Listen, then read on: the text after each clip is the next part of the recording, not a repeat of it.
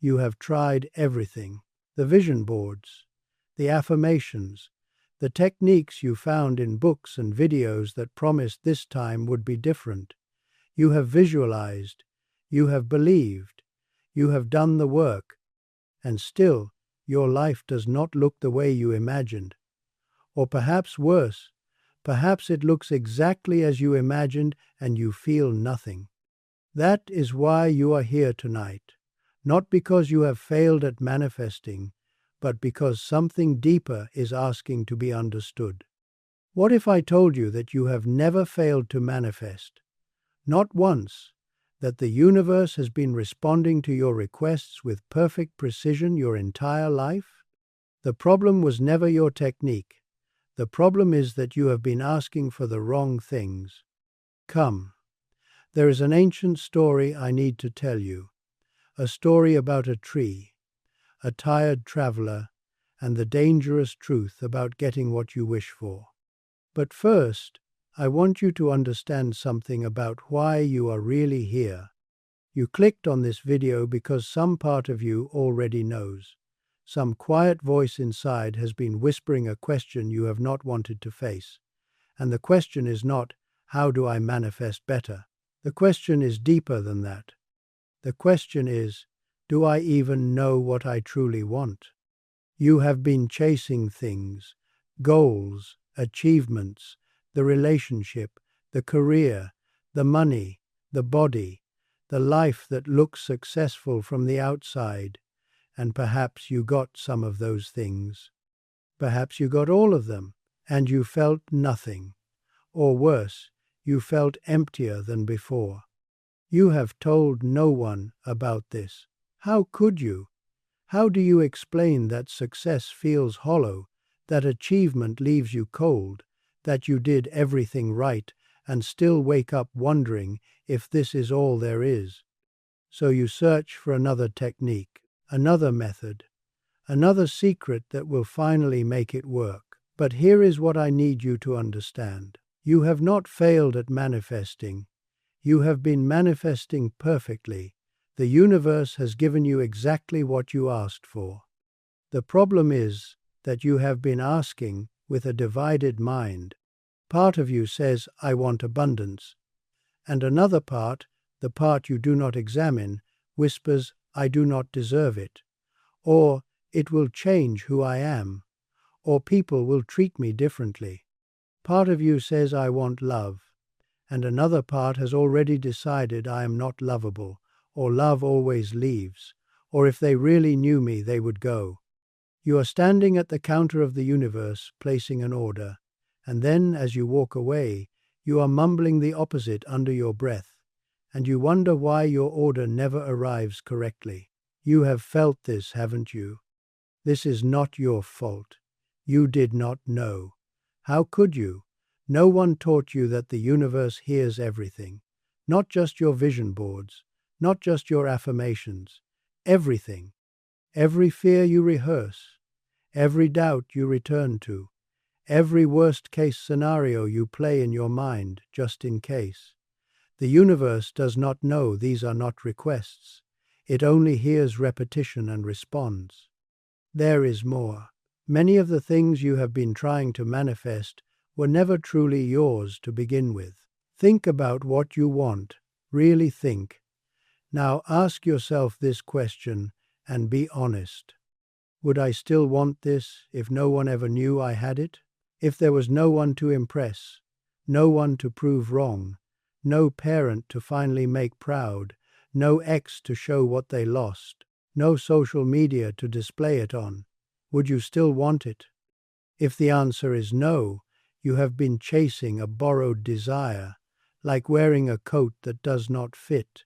It may be beautiful, expensive, others may admire it, but it is too tight in the shoulders, too long in the arms. You could wear it your whole life and never be comfortable. This is what it feels like to chase goals that were never truly yours. The coat may impress others, but you will always know it does not fit. And the universe may give it to you anyway, and you will feel nothing. Because how can you feel fulfilled by receiving something your soul never asked for? You are allowed to discover that your real desires are simpler, quieter, different from what you have been chasing. It is okay to want what you actually want, even if it disappoints someone else's idea of who you should be. Now, the story I promised you. There was once a traveler who had spent years searching for happiness. He had tried everything. He had chased success and found it hollow. He had chased love and watched it leave. He had read the teachings and followed the practices and done all the things he was told would bring him peace. And still, peace did not come. One afternoon, exhausted beyond measure, he wandered into an ancient forest. His legs ached. His spirit was heavy. He had nearly given up. And then he saw it. A magnificent tree, older than anything he had ever encountered. Its branches stretched wide like arms waiting to embrace him. Its shade looked cool and inviting. He did not know what this tree was. He only knew he needed to rest. So he sat beneath it, leaned his back against its ancient trunk, and closed his eyes. After a moment, a thought arose. I am so tired. I wish I had a soft bed to lie upon. And when he opened his eyes, there before him was a beautiful bed, soft and waiting. He was startled, confused, but also so very tired. So he climbed onto the bed and felt his body sink into comfort he had not known in years. As he lay there, another thought arose. I am so hungry, I wish I had something to eat. And when he looked, there beside the bed was a magnificent feast. Every food he had ever loved, prepared perfectly, waiting for him. Now he was more than confused. He was suspicious. He ate slowly, looking around the forest, looking up at the tree, and a new thought began to form. This is too good to be true. Something must be wrong here. He looked into the shadows between the trees. There must be a catch. There must be something dangerous in this place. And the thought grew louder. There must be a demon in this forest. And from the shadows a demon appeared. The traveller's heart seized with terror. His mind screamed the only thought it could hold. It is going to kill me. And it did. The traveller died beneath the tree, surrounded by the soft bed and the beautiful feast, destroyed not by evil, but by his own unguarded mind. For this was the Kalpavriksha, the wish-fulfilling tree of ancient legend. And the Kalpavriksha does not judge. It does not decide which thoughts are worthy and which are not. It does not know the difference between your deepest desire and your passing fear. It only responds. This story is not about a traveler who lived long ago. This story is about you. You are sitting beneath the Kalpavriksha right now. You have been sitting beneath it your entire life. Every thought you think, the tree hears. Every fear you rehearse, the tree receives. Every worry you return to again and again, the tree accepts as instruction. You say, I want abundance. And then you spend hours thinking about what you lack. Which message do you think the tree follows? You say, I want love. And then you remind yourself again and again that you are not worthy of it. Which instruction is louder? You say, I want peace. And then your mind spins with anxiety from morning until night. What is the tree supposed to do with that? The traveler's mistake was not that he wanted things. His mistake was that he did not know the tree was listening to everything.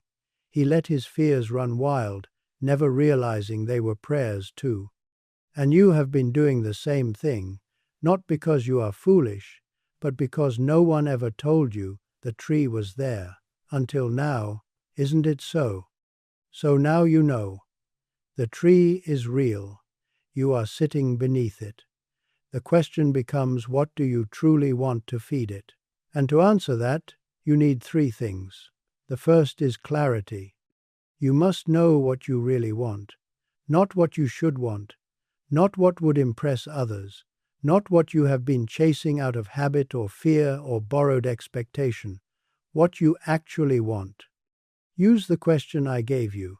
Would I still want this if no one ever knew I had it? Sit with that. Let it reveal which of your desires are truly yours and which are costumes you have been wearing for an audience that does not matter. You do not have to keep wanting what you thought you wanted. You have permission to change your mind, to discover that your authentic desires are quieter, simpler, closer than you imagined. The second is alignment. It is not enough to want something with your conscious mind, while your unconscious mind believes the opposite. You cannot say, I want abundance, while every cell in your body hums with the frequency of lack. Imagine you want to hear a symphony, but your radio is tuned to static. You can want the music with all your heart. You can believe the music exists. But until you tune to the right frequency, all you will hear is noise. Alignment is not about forcing positive thoughts. It is about healing the part of you that does not believe you can have what you want. It is about making peace with your own worthiness. It is about wanting the same thing with your whole being, not just the surface of your mind. When your conscious and unconscious finally agree, manifestation becomes effortless, not because of magic, because there is no longer a war inside you. You have felt this war, haven't you? The wanting and the doubting, fighting inside you at the same time. Does this make sense? The third is allowing. This is the hardest one, and the most important. You must want without grasping, intend without demanding, move toward your desire without chasing it with desperation. Try to hold water in a clenched fist. The tighter you grip, the faster it escapes. Now cup your hands gently, openly. The water rests there, at peace. Most people grip tightest to what they want most, and so what they want most stays furthest away. This is the great paradox. The things you hold loosely come to you. The things you clutch with desperation feel your fear and flee. What you call strength, this desperate holding on, is actually what pushes away what you want. The fear of letting go is heavier than the holding itself. The energy of, I need this or I will not be okay, tells the tree that you are not okay, and not okay is exactly what it gives you. Instead, learn to stand in a different truth. I would love this. I am also already whole without it. That is not giving up on your desire. That is holding it with open hands instead of a death grip. That is trusting that what is truly yours will find its way to you without you having to strangle it into existence. You are allowed to stop fighting for what is already yours. You have permission to receive without earning, to have without proving, to be given without first suffering enough to deserve it. You know this feeling, don't you? The relief of finally releasing what you were gripping so tightly. You do not have to manifest harder. You do not need another technique. You need to stop working against yourself. Get clear on what you actually want. Align your whole being with that truth. And then let go of the desperate grasping that pushes it away. The tree will do the rest. It always has, it always will. Here is what the original story does not tell you. The tree has no preference. It does not want to harm you. It does not want to help you. It simply responds, which means you are the author of your life, not fate, not luck, not some cosmic force deciding who deserves abundance and who deserves struggle. You, your consciousness, your clarity, your alignment. You have everything you need within you. You always have. The power to manifest has never been missing, only the awareness of how to use it. You are not broken. You have never been broken. You have simply been manifesting with your eyes closed, feeding the tree without knowing the tree was there. Now your eyes are open. Can you feel the difference?